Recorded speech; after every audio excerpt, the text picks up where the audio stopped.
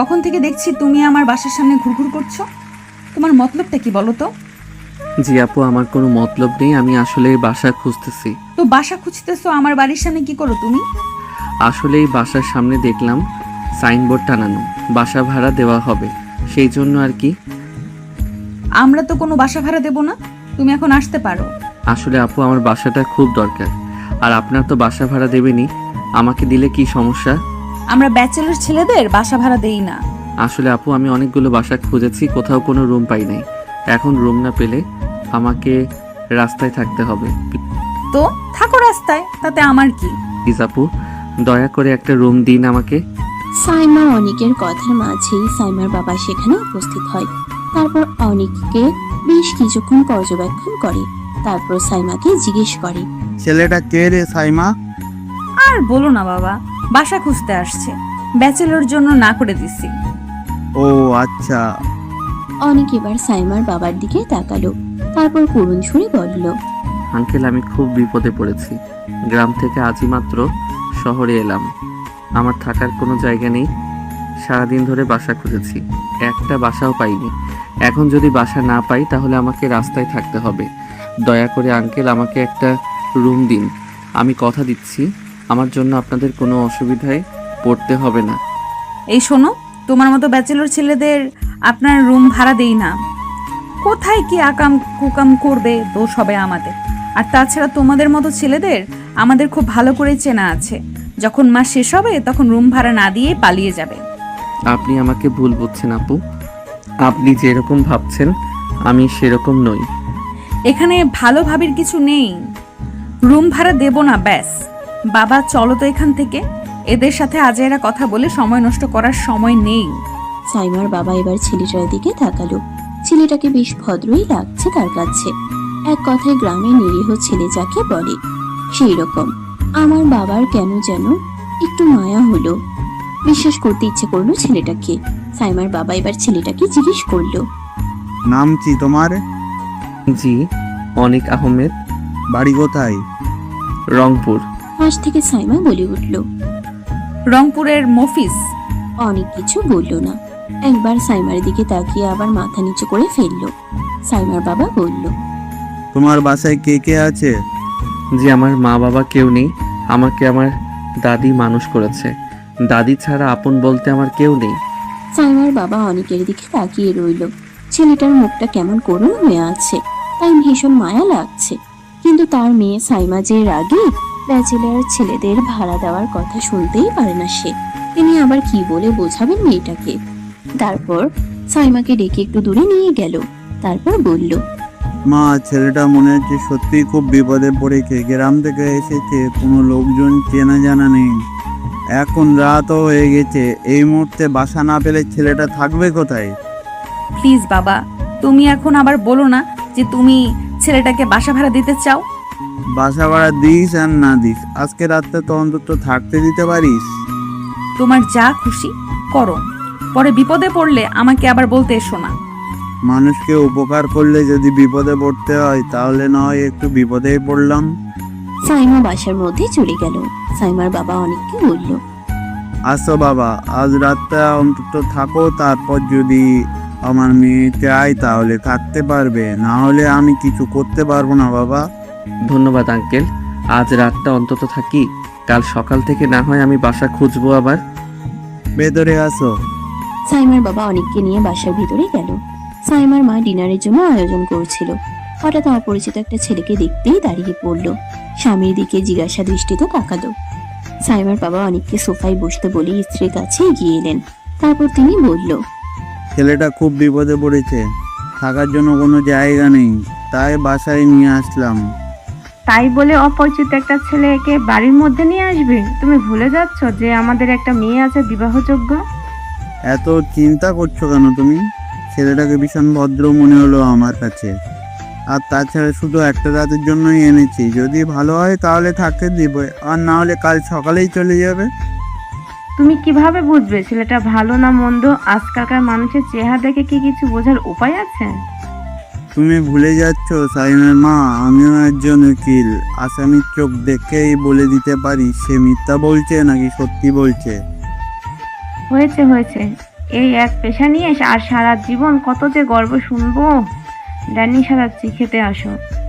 ছেলেটাকেও খাবার দিও, হয়তো সারাদিন কিছুই খাইনি। ঠিক আছে, ওকে হাত মুখ ধুয়ে ফ্রেশ হতে বলো। ডাইনিং টেবিলে সবাই খেতে বসেছে। খাবার মাঝে সাইমার বাবা টুকটাক কিছু জিজ্ঞেস করছে অনেককে। অনেক চুপচাপ উত্তর দিচ্ছে। ডাইনিং রুমে টিভি চলছে। হঠাৎ একটা নিউজে চোখ আটকে গেল সবার। পাঠিকা সংবাদ পড়ছে। আজ বিশিষ্ট ব্যবসায়ী নিজাম আহমেদ এবং তার স্ত্রী দুজনেই খুন হয়েছে। ধারণা করা যাচ্ছে তাদের ছেলেই তাদেরকে খুন করেছে। হত্যার পরে তার ছেলেকে আর খুঁজে পাওয়া যায়নি। আমাদের সন্দেহ তার ছেলেই তাদেরকে খুন করে পালিয়েছে।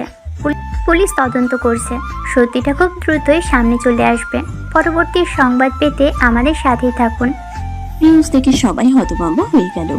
অনেকের চোখে এক অজানা ভয় দেখা গেল। সে আর চোখে এদিক সেদিক তাকাতে লাগলো।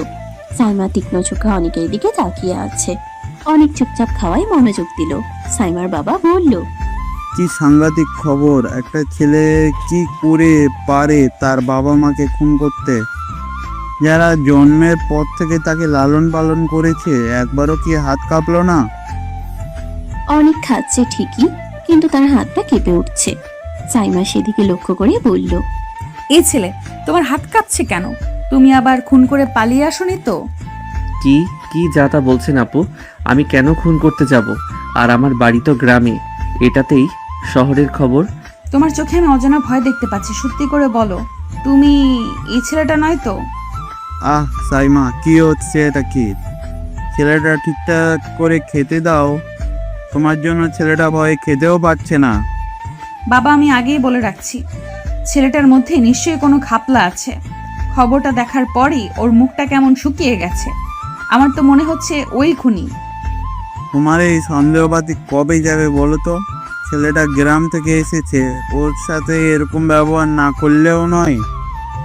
তুমি থাকো তোমার বিশ্বাস নিয়ে, যখন বড় ঝামেলায় পড়বে তখন বুঝবে।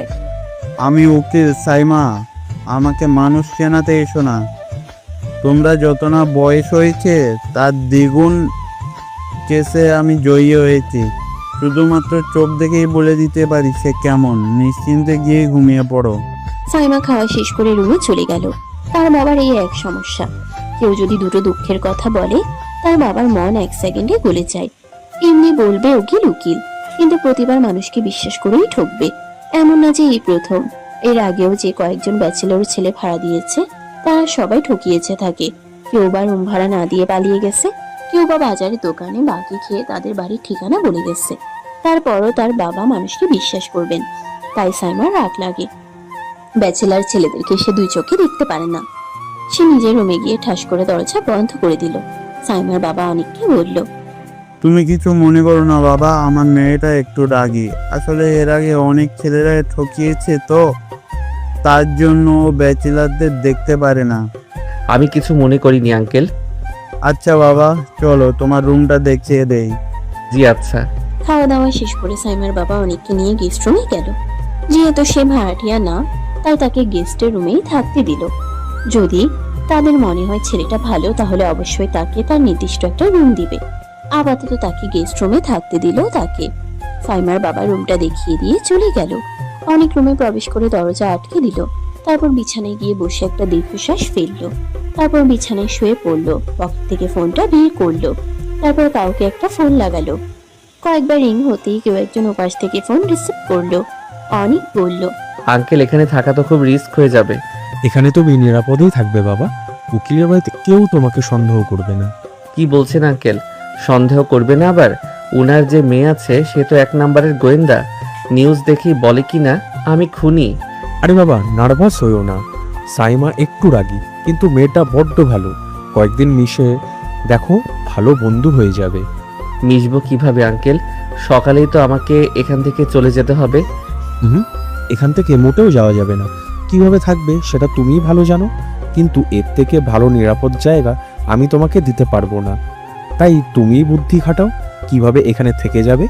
কিন্তু আঙ্কেল, তারা তো ব্যাচেলার ছেলে ভাড়াই দিতে চায় না, তাহলে আমি কিভাবে থাকবো? সেটা তুমি নিজের মাথা খাটিয়ে বের করো, কিন্তু মনে রাখো তোমাকে এখানেই থাকতে হবে। জি আঙ্কেল, আমি চেষ্টা করছি। অনেক ফোনটা রেখে দিল। তারপর ভাবতে লাগলো কি করা যায়। মধ্যরাতে কিছু একটা শব্দে ঘুম ভেঙে গেল অনেকের। সে বুঝতে পারলো কিছু একটা হচ্ছে। কি হচ্ছে সে বুঝতে পারলো না।